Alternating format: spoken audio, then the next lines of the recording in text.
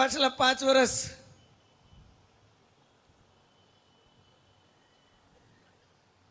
આપણે જ બધા એકબીજાની સાથે હતા. આ કોંગ્રેસ તો પાછી હમણાં આવી. એ ચૂંટણી આવે.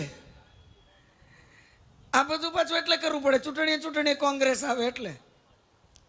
હમણાં મન કોક કહેતું હતું કાલાવડમાં, મન કે બેન અમે કે આખો કાલાવડ તાલુકો રાત દી કે તમારી ઓફિસર એમ બધા જોડાયેલા, રાત દિવસ કે દોડા દોડી કરીએ, રાત દિવસ આપણે કામ કરી. કોઈ પ્રશ્ન હોય એમાં અહીંયા સ્થાનિક આપણે ખંભાળિયા હોય, દ્વારકા જિલ્લો હોય, આપણે બોર્ડનો પ્રશ્ન હોય તો આપણે બધા સાથે હોય, પાણીનો પ્રશ્ન હોય આપણે બધા સાથે હોય, વીમો હોય આપણે બધા સાથે મળીને કરી, બીજું કામ હોય, કોઈ ખેડૂતોને લાગત પ્રશ્ન હોય આપણે બધા સાથે હોય.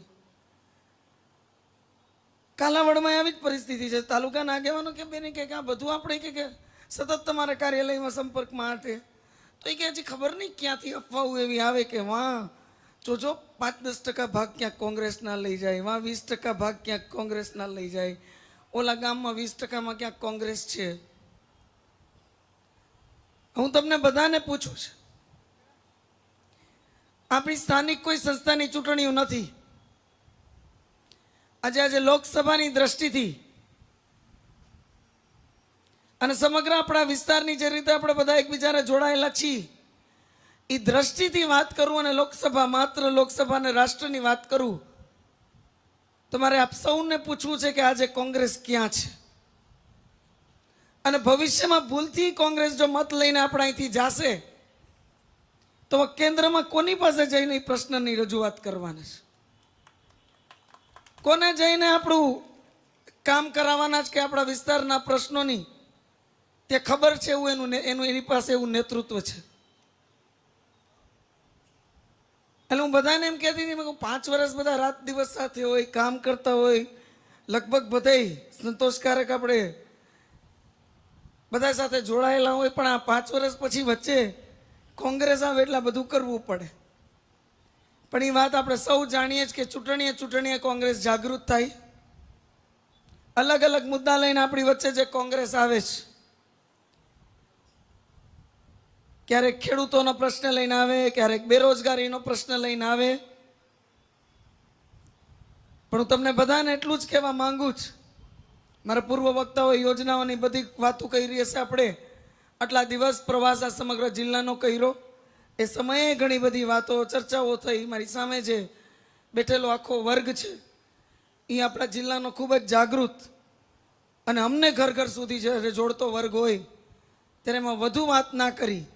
અને હું તમને એટલું જ કહેવા માંગુ છું કે આપણે સૌ જ્યારે ખૂબ જાગૃત હોય, એકબીજા જોડાયેલા હોય, ત્યારે જે 2-5% કે 10%માં જિલ્લામાં કોંગ્રેસની વાત તમને ક્યાંય બેસતી દેખાતી હોય કે કોઈ પકડતું દેખાતું હોય ને તો પહેલી વખત હું તમને વિનંતી કરું છું કે સૌ પહેલાં તો આપણા જિલ્લામાંથી એને જડમૂળથી કાઢીને ફેંકી દેજો. કારણ કે એમાં આપણું કોઈ દિવસ કાંઈ વળ્યું નથી ને ભવિષ્યમાં વળવાનું નથી. હું અહીંથી ચૂંટાઈને ગઈ તો મને 20 વર્ષના કેન્દ્રના પ્રશ્ન વારસામાં દઈને ગઈ છે કોંગ્રેસ આપણા જિલ્લાના. અને એમાં કેન્દ્રમાં નરેન્દ્રભાઈ આવ્યા, સાહેબને બધા એના વિભાગમાં ખેડૂતોના પ્રશ્ન હોય, અન્ય બીજા વિભાગોના પ્રશ્ન હોય, કોઈ પણ જાતના પોલિસી નીતિ વિષયક નિર્ણયો હોય. આજે માત્ર કોંગ્રેસનો જે વારસો એમને મળ્યો છે પ્રશ્ન બધા આપણા વડીલો અને મુખ્ય નેતૃત્વ ત્યાં હલ કરી અને પાછલા 5 વર્ષમાં થાકી ગયા. અને આજે પહેલી વખત એવું બન્યું છે કે દરેક ક્ષેત્રે દેશને એક નવી દિશા નરેન્દ્રભાઈના નેતૃત્વમાં મળી છે. અને એ દિશાને વધુ વેગ આપવા માટેની હવે આપણી આ લોકસભાની ચૂંટણી છે. એટલે આજે કોંગ્રેસ ગમે ત્યાં આપણા વિસ્તારમાં 5-10%થી વધારે ક્યાંય નથી, એ મને ખબર છે. પણ એ 5-10%માં પણ આપણા જિલ્લામાં જ્યાં કોંગ્રેસ હોય ત્યાં હું હૃદયપૂર્વકની તમને અપીલ કરું છું કે એની અફવાઓ, એની વાતો અને બીજું આપણે બધી ચર્ચા થઈ છે ગોઠવી દો વાળી, એ બધું જે ગોઠવવા નીકળ્યા હોય એ હું તમને અપીલ કરું છું કે આપણું જે ગોઠવાય એ ગોઠવજો, બાકી એનું ક્યાંય ગોઠવાવા ના દેતા. આપણે બધા અહીં કોંગ્રેસની ફોર્મ્યુલા, કોંગ્રેસની વર્કિંગ પદ્ધતિથી બધા પરિચિત છીએ, એટલે આ વાત કરું છું. ત્યારે કેન્દ્રની વાત કરી તો કેન્દ્રમાં ખેડૂતોના પ્રશ્ન, આ બેરોજગારીના પ્રશ્ન લઈને જે કોંગ્રેસ અને મહાગઠબંધન, અને આપણે સૌ જાણીએ છીએ કે મહાઠગબંધન, જે એકબીજાની સામે જોવા તૈયાર નહોતા, એકબીજાને વાત કરવા કોઈ દિવસ તૈયાર નહોતા, ને આપણા ઇતિહાસમાં આટલા વર્ષોથી સામે સામે બાંધીને માત્ર પોતપોતાની આ પ્રાઇવેટ લિમિટેડ કંપનીના નામની પાર્ટીઓ ચલાવતા હોય, એ લોકોને આજે જે દેશની ચિંતા થાય છે ને, એ દેશની ચિંતા નથી. બધાને ખબર છે કે જો નરેન્દ્રભાઈ પાછા 5 વર્ષ આ દેશની ધુરા સંભાળશે તો આવતા 5 વર્ષમાં એ લોકોની આ બધી પ્રાઇવેટ લિમિટેડ કંપનીઓ હવે બંધ થવાની છે. આ બધી પાર્ટીના પાટિયા પડી જવાના છે. એટલે પોતાના અસ્તિત્વના બચાવ માટે આ બધા એક થયા છે. કોઈને આપણા રાષ્ટ્રની ચિંતા નથી, કોઈને ખેડૂતોની કે આ દેશના યુવાનોની ચિંતા નથી. અને માત્ર વાતોથી, વચનોથી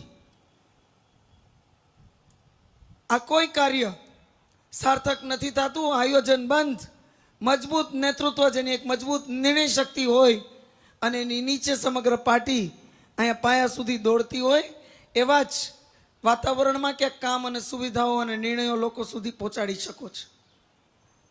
ત્યારે કોઈ વધુ વાત ના કરી, આપણે સાહેબને સાંભળવાના હોય ને પછી એમને આગળ સભામાં જવાનું હોય. એટલે આપ સૌને આગામી 23 તારીખે આપણા સમગ્ર વિસ્તાર, એટલે કે આપણો દ્વારકા જિલ્લો સમરસ રીતે એક સ્પષ્ટ બહુમતી સાથે, એક સ્પષ્ટ મજબૂત નોંધ સાથે, અને એ નોંધ માત્ર મારી નહીં, એ નોંધ માત્ર પાર્ટીની નહીં, પણ આ સમગ્ર જિલ્લાની એક મજબૂત નોંધ દિલ્હી સુધી થાય, એ પ્રકારે કમળ ખીલવી અને ઘરે ઘરે ઘરે મારી અપીલ પહોંચાડી અને કમળમાં આપણો આશીર્વાદ રૂપી મત, પવિત્ર મત કમળમાં નાખી અને ફરીથી એક વખત આ પંથકની દીકરી તરીકે, મહિલા સાંસદ તરીકે મજબૂતીથી આ પંથકની દીકરી દરેક સમાજનો અવાજ દિલ્હી સુધી પહોંચાડે એ પ્રકારનું ગૌરવ મને પ્રાપ્ત કરાવશો અને એ પ્રકારની નોંધ દિલ્હી સુધી કરાવશો, જેના માધ્યમથી આપણે કામ માંગવા ના પડે,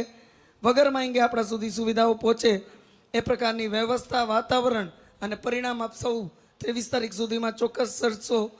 વાડી વિસ્તારોમાં કોઈ આપણા રહેતા હોય, દૂર દૂર કોઈ ગામોમાં, વિસ્તારોમાં રહેતા હોય, પણ એકેયમાં આપણો રહી ના જાય એ પ્રકારની વ્યવસ્થા કરી અને બધાને સાથે જોડી અને વધુમાં વધુ મતદાન આ સમગ્ર જિલ્લાનું થાય અને મજબૂતીથી આપણે સૌ દિલ્હી સુધી આપણી નોંધ કરાવીએ એવી અપીલ સાથે હું વિરમું છું. વંદે માતરમ. જય જય ગરવી ગુજરાત.